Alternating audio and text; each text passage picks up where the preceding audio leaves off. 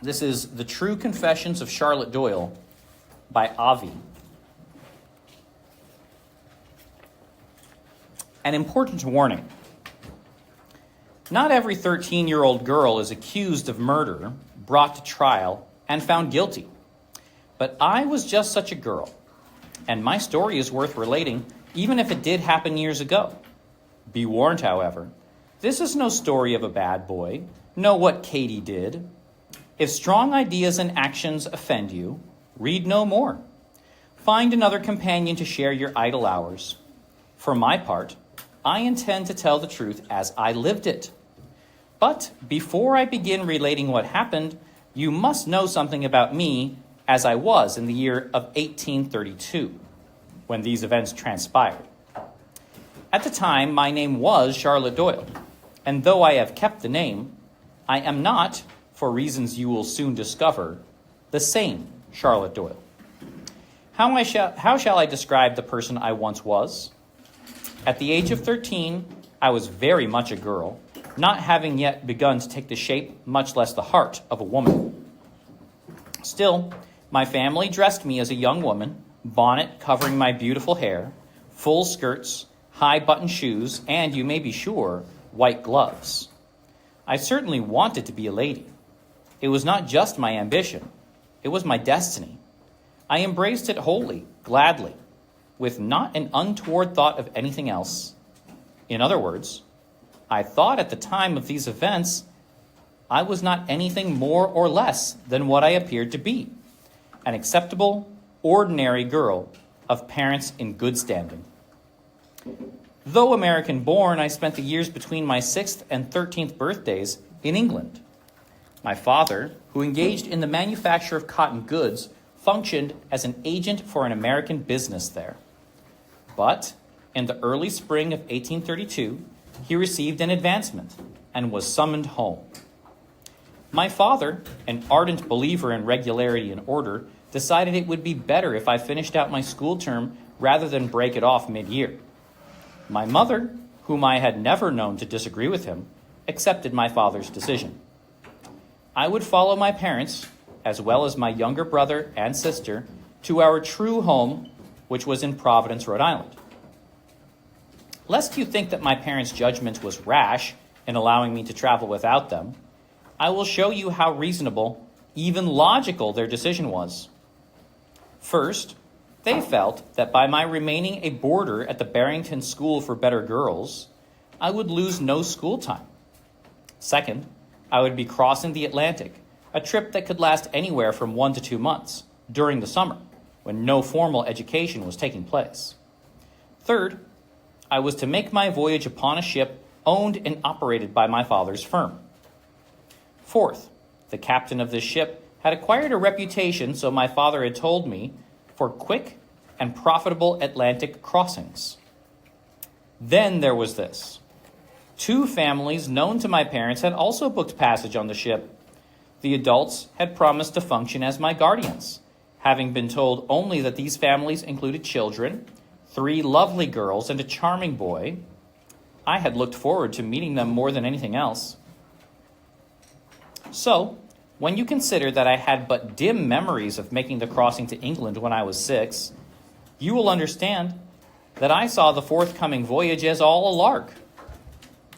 A large, beautiful boat, jolly sailors, no school to think about, companions of my own age. One more point.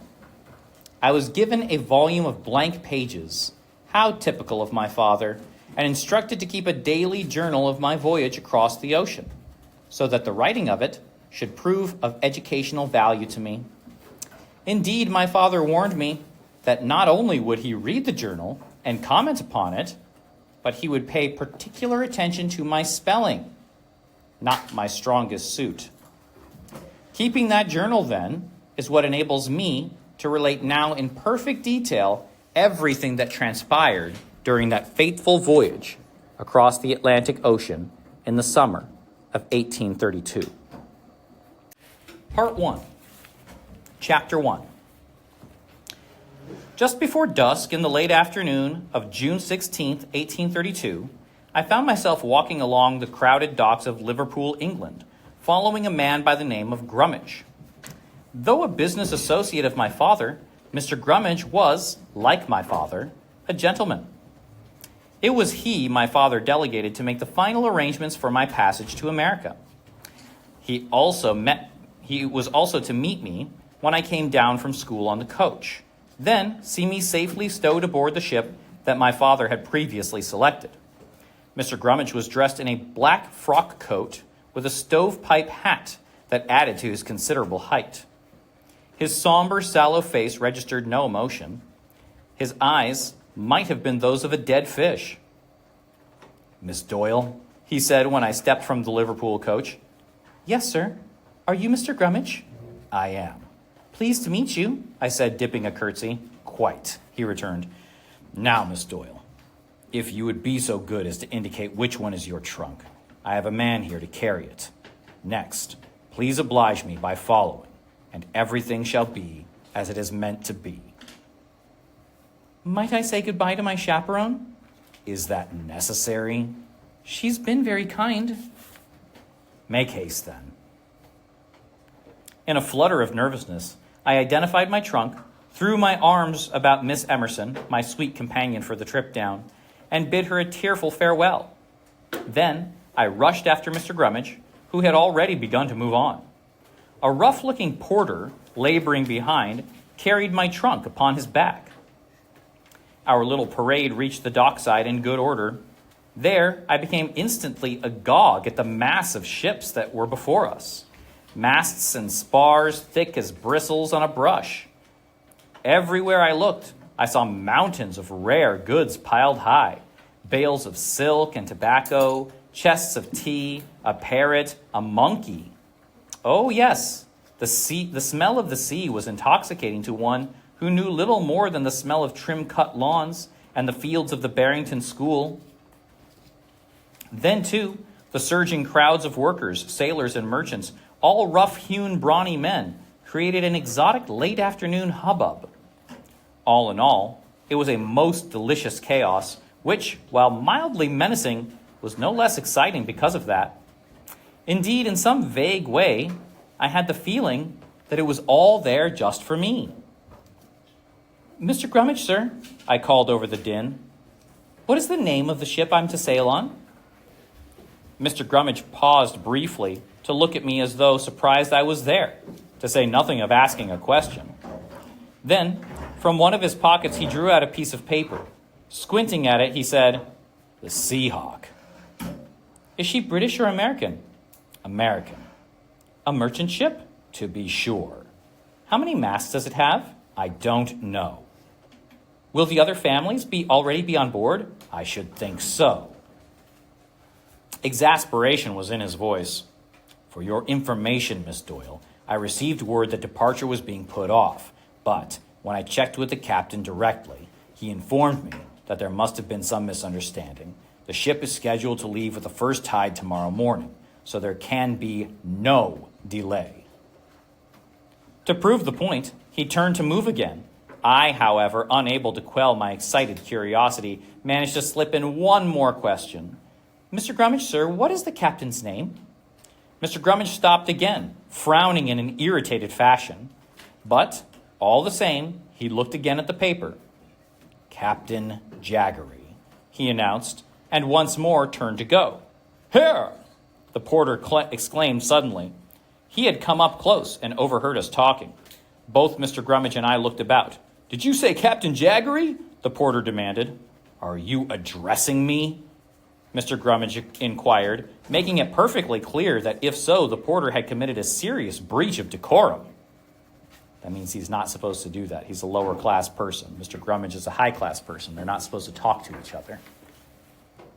"I was," the man said, talking over my head, "and I'm asking if I heard right when you said we were going to a ship mastered by a certain Captain Jaggery." He spoke the name Jaggery as if it were something positively loathsome. "I was not addressing you," Mr. Grummage informed the man. "Yeah, but I hears you all the same," the porter went on, and so saying, he swung my trunk down upon the deck with such a ferocious crack, I feared it would snap in two. I don't intend to take one more step toward anything to do with Mr. Jaggery. Not for double gold. Not one more step. See here, Mr. Grummage cried with indignation. You undertook. Never mind what I undertook, the man retorted. It's worth more to me to avoid that man than to close with your coin. And without another word, he marched off. Stop. I say, stop, Mr. Grummage called. It was in vain. The porter had gone, and quickly at that. Mr. Grummage and I looked at each other. I hardly knew what to make of it, nor clearly did he. Yet, he did what he had to do. He surveyed the area in search of a replacement. There, you man, he cried to the first one who passed by, a huge laboring fellow in a smock. Here's a shilling if you carry this young lady's trunk. The man paused, looked at Mr. Grummage, at me, at the trunk. That? He asked disdainfully. I'll be happy to add a second shilling, I volunteered, thinking that the low offer was the problem. Miss Doyle, Mr. Grummage snapped, let me handle this. 2 shillings, the workman said quickly. 1. 2, the workman repeated and held out his hand to Mr. Grummage, who gave him only 1 coin. Then the man turned and extended his hand to me. Hastily, I began to extract a coin from my reticule. Miss Doyle, Mr. Grummage objected. I did promise, I whispered, and I dropped a coin into the man's upturned palm. Right you are, miss, said the porter with a tip of his hat. May the whole world follow your fashion. This commendation of my principles of moral goodness brought a blush of pleasure that I could hardly suppress. As for Mr. Grummage, he made a point of clearing his throat to indicate his disapproval. Now then, the porter asked, where's the young lady require this? Never mind where, Mr. Grummage snapped. Along the docks here. I'll tell you when we get there. The money pocketed, the man lumbered over to my trunk, swung it onto his shoulder with astonishing ease, considering the trunk's weight and size, and said, lead on. Mr. Grummage, wasting no more time, and perhaps fearful of the consequence of more talk, started off again. After guiding us through a maze of docks and quays, he came to a stop. With a half-turn, he announced, there she sits, and gestured up to a ship moored to the slip before us. I had hardly looked where he pointed when I heard a thump behind me. Startled, I turned and saw that the new man, the one we had just engaged, had taken one look at the Seahawk, set down my trunk in haste, and, like the first, ran off without one word of explanation at all. Mr. Grummage barely noticed over his shoulder at the hastily departing worker. In exasperation, he said, Miss Doyle, you will wait for me here. And with rapid strides, he took himself up the gangplank and onto the Seahawk, where he disappeared from my view. I stood my place, more than ever wanting to get aboard and meet the delightful children who would be my traveling companions. But as I waited on the dock for something like half an hour, all but unmoving in the waning light of day, I could only gaze upon the ship. To say I was unduly alarmed when I examined the Seahawk would be nonsense. I had not the remotest idea of what was to come. Nothing of the kind. No, the Seahawk was a ship like countless others I had seen before, or for that matter have seen since.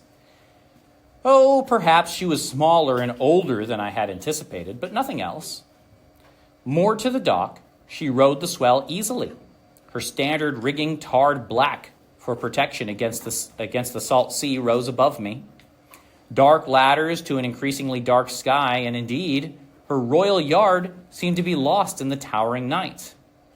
Her sails tied up, that is, reefed, looked like sleeves of new-fallen snow on lofty trees.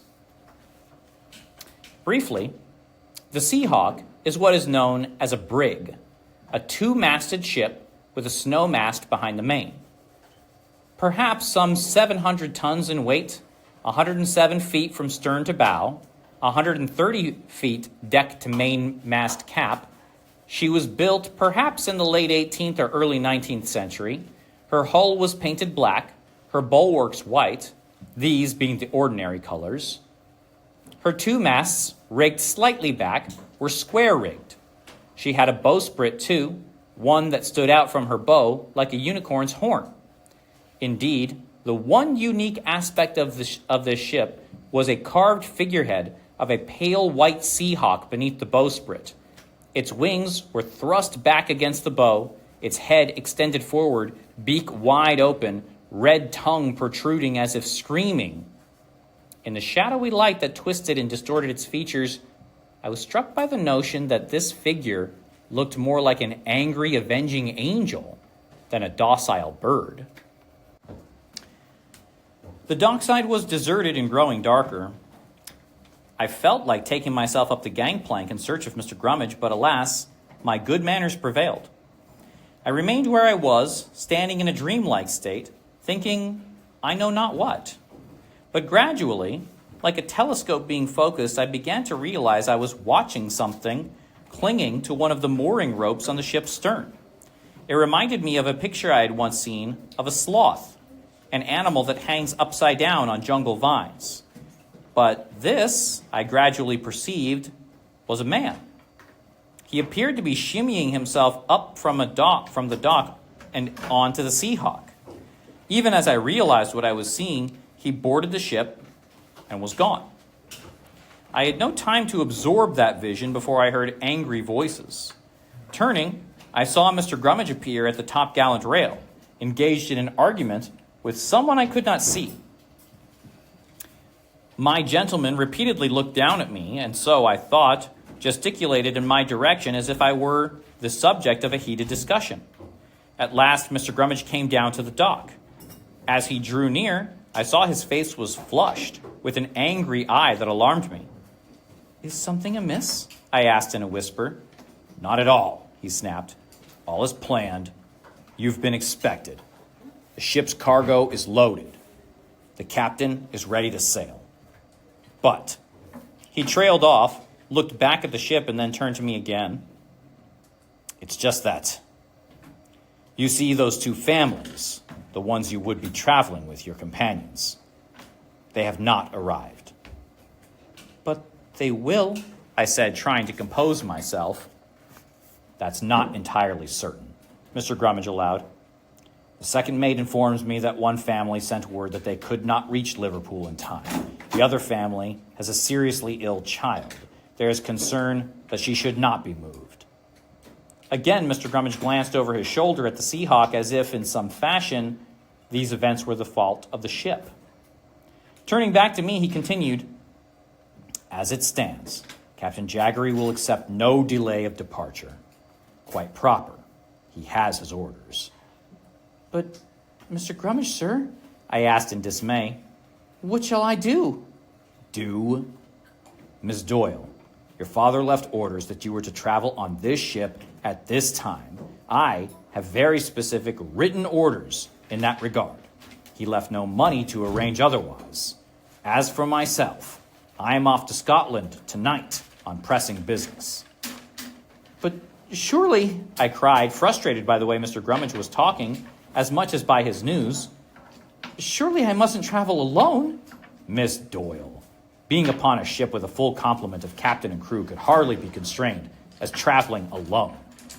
But that would be all men, Mr. Grummage, and I'm a girl. It would be wrong," I cried in absolute confidence that I was echoing the beliefs of my beloved parents. Mr. Grummage drew himself up. "Miss Doyle, in my world, judgments as to rights and wrongs are left to my Creator, not to children.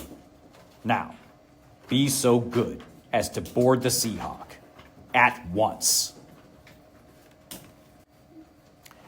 Chapter 2. With Mr. Grummage leading the way, I stepped finally, hesitantly, upon the deck of the Seahawk. A man was waiting for us. He was a small man. Most seafaring men are small, barely taller than I, and dressed in a frayed green jacket over a white skirt that was none too clean. Shirt, I meant to say shirt, not skirt.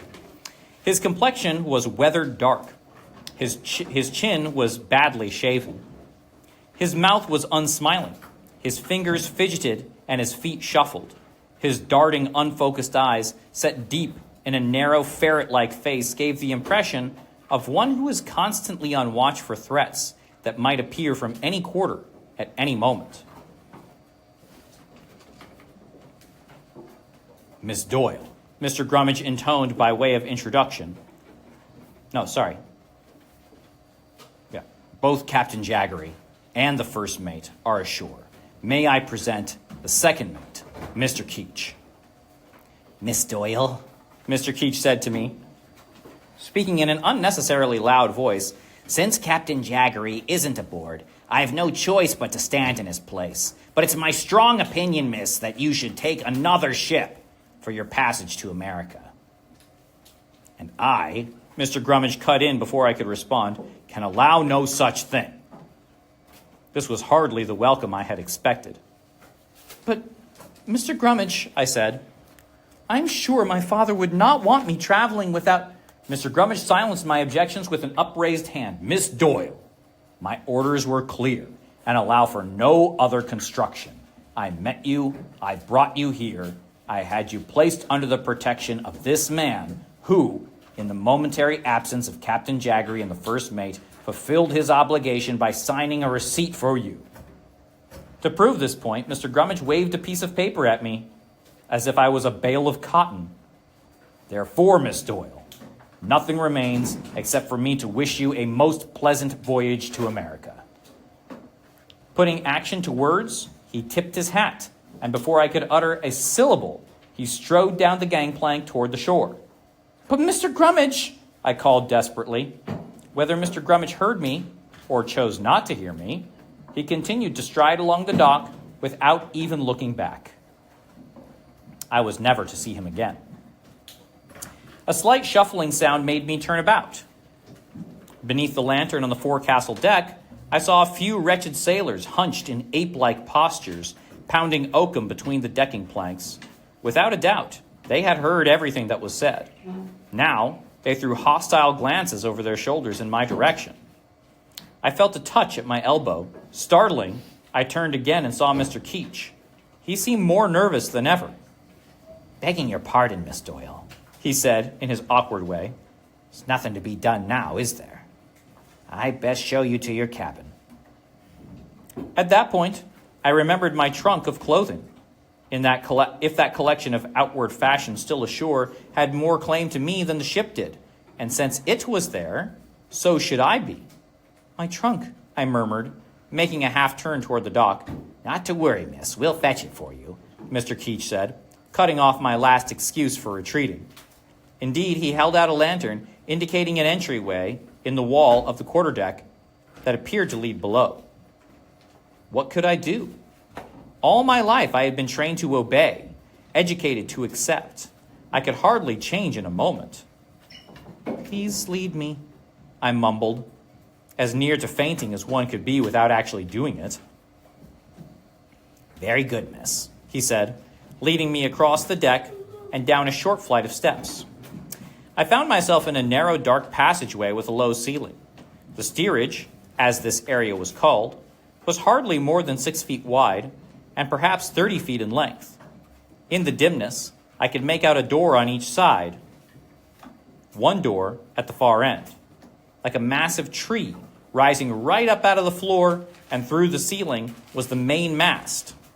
There was also a small table attached to the center of the flooring. No chairs. The whole area was frightfully confining, offering no sense of comfort that I could see. And a stench of rot was in the air. This way, I heard Mr. Keech say again. He had opened a door on my left. Your cabin, miss. The one contracted for. A gesture invited me to enter. I gasped. The cabin was but 6 feet in length, 4 feet wide, 4.5 feet high. I, none too tall, could only stoop to see in. Regular passengers pay a whole £6 for this, miss, Mr. Keech advised me, his voice much softer.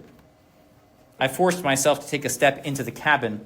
Against the opposite wall, I could make out a narrow shelf, partly framed by boarding. When I noticed something that looked like a pillow and a blanket, I realized it was meant to be a bed. Then, when Mr. Keech held up the light, I saw something crawl over it. "What's that?" I cried.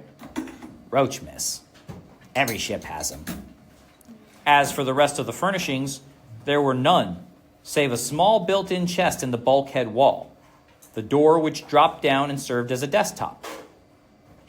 There was nothing else. No porthole, no chair, not so much as a single piece of polite ornamentation. It was ugly, unnatural, and as I stooped there, impossible. In a panic, I turned toward Mr. Keech, wanting to utter some new protest. Alas, he had gone and had shut the door behind him as if to close the spring on a trap.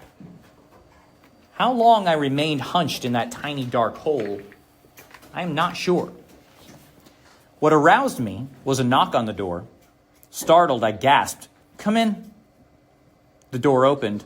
Standing there was a shockingly decrepit old sailor, a tattered tar-covered hat all but crushed in his gnarled and trembling hands. His clothing was poor. His manner was cringing. "Yes," I managed to say. "Miss, your trunk is here." I looked beyond the door to the trunk's bulky outline. I saw at once how absurd it would be to even attempt to bring it into my space. The sailor understood. "She's too big, isn't she?"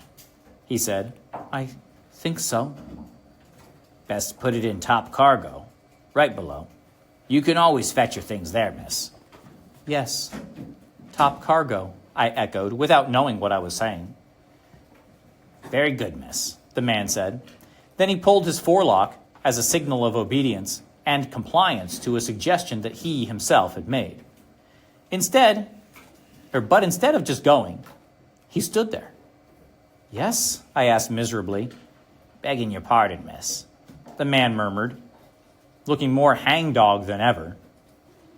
"Barlow's the name, and though it's not my business or place to tell you, miss, some of the other men here, the jack tars like myself, have deputized me to say that you shouldn't be on this ship. Not alone as you are, not on this ship, not on this voyage, miss." "What do you mean?" I said, frightened anew. "Why would they say that?" "Your being here will lead to no good, miss.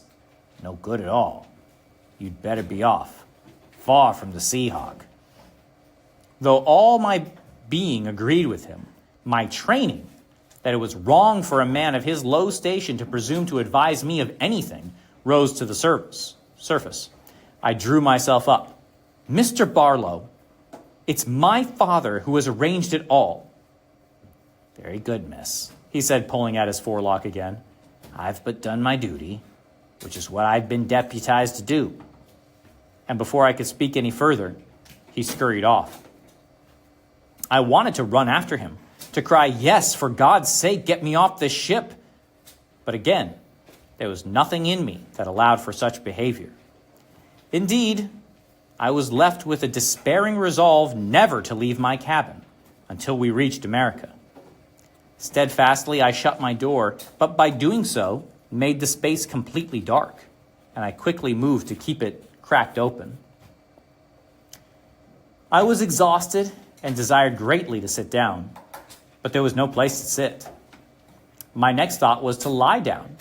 Trying to put notions of vermin out of my mind, I made a move toward my bed, but discovered that it was too high for me to reach easily in my skirts. Then suddenly I realized I needed to relieve myself. But where was I to go? I had not the slightest idea. If you will be kind enough to recollect that during my life I had never once, not for one moment, been without the support, the guidance, the protection of my elders, you will accept my words as being without exaggeration when I tell you that in that moment I was certain I had been placed in my coffin. My coffin! It's hardly to be wondered then that I burst into tears of vexation, crying with fear, rage, and humiliation. I was still stooped over crying when yet another knock came at my cabin door.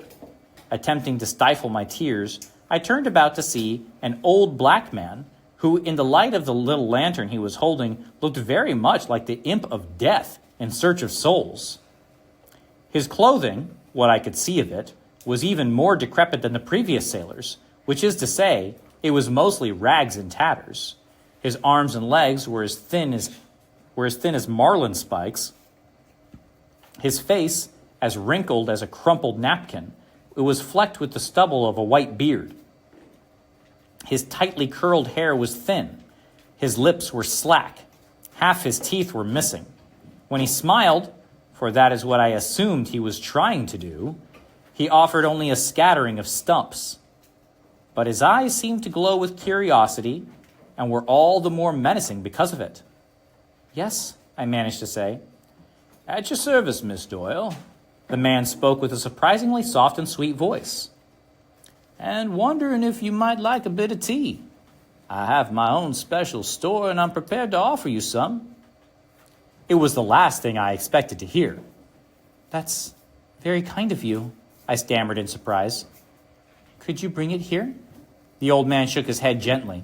"If Miss Doyle desires tea, captain's orders, she must come to the galley." "Galley?" "That'd be a kitchen to you, miss." "Who are you?" "Zachariah. Cook, surgeon, carpenter, and preacher to every man on this ship. And all those things to you too, miss, in that complete order if it comes to doleful need. Now then, shall you have tea?" In fact, the thought of tea was extraordinarily comforting, a reminder that the world I knew had not entirely vanished. I couldn't resist. "Very well," I said. "Would you lead me to the galley?" "Most assuredly," was the old man's reply. Stepping away from the door, he held his lantern high. I made my way out. We proceeded to walk along the passageway to the right, then up the short flight of steps to the waist of the ship, that low deck area between fore and quarterdeck. Here and there, lanterns glowed, masts sparred, and riggings vaguely stitched the dim outlines of the net in which I felt caught. I shuddered. The man called Zachariah led me down another flight of steps into what appeared to be a fairly large area. In the dimness, I could make out piles of sails, as well as extra rigging, all chaotic and unspeakably filthy. Then, off to one side, I saw a small room. The old man went to it, started to enter, but paused and pointed to a small adjacent door that I had not noticed. "The head, miss." "The what?" "Privy." My cheeks burned. Even so, never have I felt secretly so grateful. Without a word, I rushed to use it. In moments, I returned. Zachariah was waiting patiently. Without further ado, he went into the galley. I followed with trepidation, stopping at the threshold to look about. From the light of his flickering lantern, I could see that it was a small kitchen, complete with cabinets, wood stove, even a table and a little stool. The space, though small, had considerable neatness, with utensils set in special niches and corners, knives placed just so, an equal number of spoons and forks, tumblers, pots, cups, pans, all that was needed. The old man went right to the stove, where a teapot was already on, hot enough to be issuing steam. He pulled a cup from a niche, filled it with fragrant tea, and offered it to me. At the same time, he gestured me to a stool. Nothing, however, could have compelled me to enter further. Though stiff and weary, I preferred to stand where I was. Even so, I tasted the tea and was much comforted. As I drank, Zachariah looked at me. "It may be well," he said softly, "that Miss Doyle will have use for a friend." Finding the suggestion from him unpleasant, I chose to ignore it. "I can assure you," he said with a slight smile, "Zachariah can be a fine friend." "And I can assure you," I returned, "that the captain will have made arrangements for my social needs." "Ah, but you and I have so much in common." "Huh, I don't think so." "But we do. Miss Doyle is so young, and I am so old." Surely there's something similar in that. And you, the only girl, and I, the one black man, we're special on this ship. In short, we begin with two things in common. That's enough to begin a friendship." I looked away from him. "I don't need a friend." "Oh, one always needs a final friend." "Final friend?" "Someone to sew the hammock." "I do not understand you." "When a sailor dies on a voyage, miss, he goes to his resting place in the sea with his hammock sewn about him by a friend." I swallowed my tea hastily, handed the cup back, and made a move to leave. "Miss Doyle, please," he said softly, taking the cup, but holding me there with his eyes. "I have something else to offer." "No more tea, thank you." "No, miss, it is this." He held out a knife. With a scream, I jumped back. No, Miss Doyle, do not misunderstand. I wish to give you the knife as protection, in case you need it." He placed a wooden sheath over the blade and held it out. The knife was, as I came to understand, what is called a dirk, a small dagger-like blade hardly more than 6 inches in length, from its white scrimshaw handle, where a star design was cut into it, to its needle-sharp point. Horrified, I was capable only of shaking my head. "Miss Doyle does not know what might happen," he urged, as though suggesting it might rain on a picnic and he was offering a head covering. "I know nothing about knives," I whispered. "A ship sails with any wind she finds. Take it, miss. Place it where it may be reached." So saying, he took my hand and closed my fingers over the dirk. Cringing, I kept it. "Yes," he said with a smile, patting my fingers. "Now Miss Doyle may return to her cabin. Do you know the way?" "I'm not certain." "I will guide you." He left me at my door. Once inside, I hurriedly stowed the dirk under the thin mattress, resolving never to look at it again, and somehow struggled into my bed. There, fully dressed, I tried to rest, fitfully dozing, only to be awakened by a banging sound, my cabin door swinging back and forth, rusty hinges rasping with the gentle sway of the ship.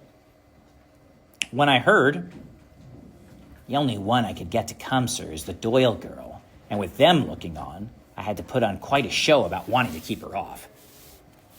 "Quite all right, Mr. Keech. If there has to be only one, she's the trump. With her as witness, they'll not dare to move."